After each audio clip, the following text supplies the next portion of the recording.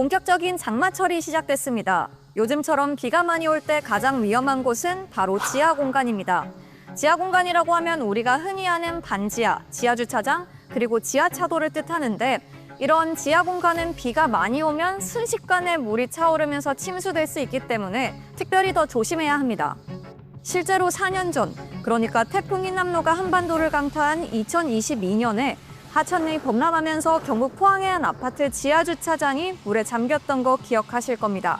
그때 주민 7명이 주차장을 빠져나오지 못하고 목숨을 잃었는데 이 주민들, 주차장이 침수된다는 안내방송을 듣고 차를 빼러 갔던 사람들이었습니다. 그리고 같은 해 여름에는 서울 관악구 신림동에서 40대 자매와 10대 딸이 침수된 반지하를 미처 탈출하지 못하고 숨졌습니다. 정부에서 지난 10년간 풍수해, 그러니까 폭풍우와 홍수로 인해 사망하거나 실종된 사람의 수를 따져보니까요. 199명 중 37명, 약 20% 정도가 지하공간 침수로 인해 발생했다고 합니다. 지하공간이 호우 상황에서 치명적인 이유는요. 물이 들어오는 곳과 사람이 대피하는 곳이 같아서 그 물살을 뚫고 대피해야 하는 게 쉽지 않다고 합니다. 물이 들어오는 곳으로 대피를 해야 되는데 그곳은 물이 아주 급물살을 타고 물이 유입이 되죠. 그래서 지하 공간이 침수되는 게 얼마나 위험한 건지 또 얼마나 빠져나오기 어려운 건지 제가 직접 체험해 봤습니다. 제가 간 곳은 서울소방재난안전본부에서 운영하는 보람의 안전체험관인데요. 이곳에서는 풍수해로 인해 발생할 수 있는 다양한 위험한 상황들을 체험해 볼 수 있습니다. 그중에서 제가 체험했던 건 지하 공간 침수 상황 속에서 대피하는 법이었습니다. 물이 30cm, 50cm, 70cm 차올랐을 때 상황을 체험해 보는 겁니다. 이 기사가 8시 뉴스에 나갔을 때 저 정도는 탈출할 수 있는 거 아니냐, 기자가 열심히 안 한 게 아니냐, 이런 몇몇 댓글들을 볼 수가 있었는데요. 저도 실제로 체험하러 가기 전에는 제가 힘이 좋으니까 탈출할 수도 있지 않을까라는 생각을 했었습니다. 그런데 체험을 하고 나서 제가 얼마나 오만했는지 깨달았습니다. 물이 약 50cm 정도로 제 무릎까지 차 있는데요. 아무리 힘을 줘도 문이 안 열립니다. 다른 시민들이 체험하는 것도 한번 지켜봤는데요. 성인 여성 문 못 열었습니다. 또 건장한 성인 남성이 문을 열었을 때도 문이 들썩거리기만 할 뿐 열리지는 않았습니다. 그리고 뉴스에는 못 보여드렸지만 70cm 정도, 그러니까 제 허벅지 정도까지 물이 차올랐을 때의 경우도 한번 체험을 해봤는데요.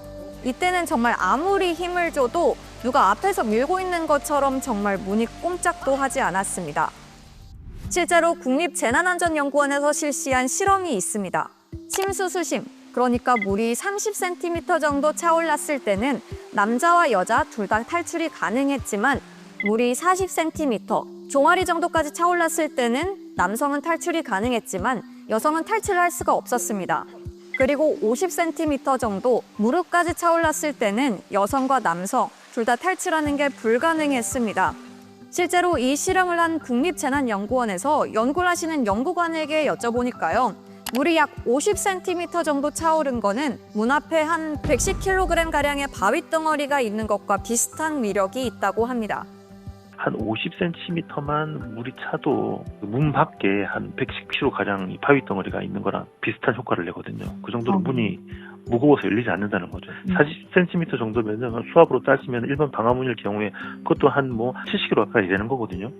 그러니까 성인 무릎 높이로 물이 차면 닫혀있는 문을 열고 탈출하는 게 불가능해지는 만큼 가장 좋은 방법은 물이 조금이라도 차오르는 조짐이 보이거나 배수구에서 물이 역류한다. 그러면 그 즉시 대피해야 합니다.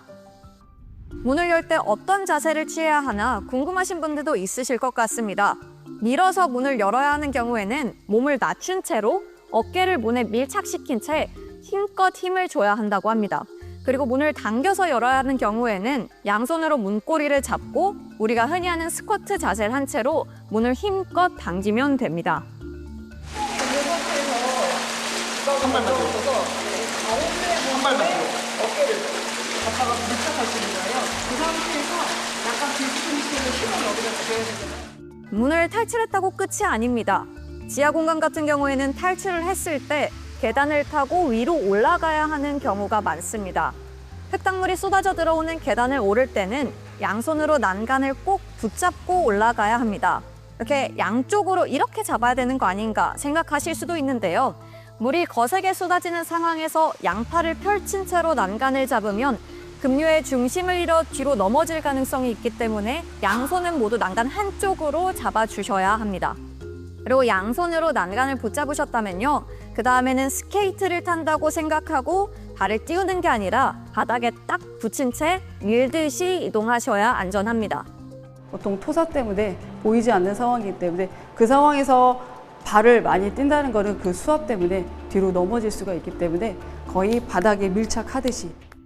그리고 물이 계속 들어와 발을 떼기 어렵게 만드는 장화나 미끄러질 수 있는 구두보다는 차라리 맨발이 낫습니다. 지하주차장과 지하차도에서도 물이 차오르기 시작하면 차량은 포기하는 게 좋습니다.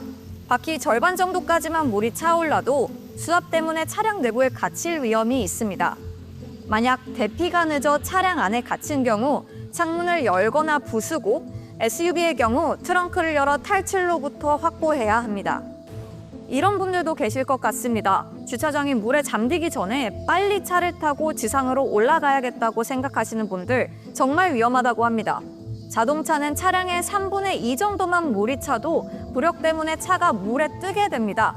그러면 물살이 조금만 발생을 해도 차가 오도 가도 못하고 힘없이 떠내려가 버리는 경우가 많기 때문에 아무리 얕은 물이라고 해도 지나갈 수 있겠다고 생각하는 건 아주 위험합니다. 지금까지 대피법을 알아봤지만 무엇보다 중요한 건 예방이라고 합니다. 전문가들은 비가 많이 올 것 같으면 모래주머니나 물막이판을 미리 설치하고 배수구를 미리 점검해야 한다고 강조합니다. 이번 여름 모두 안전하고 무탈하게 보내시길 바라겠습니다.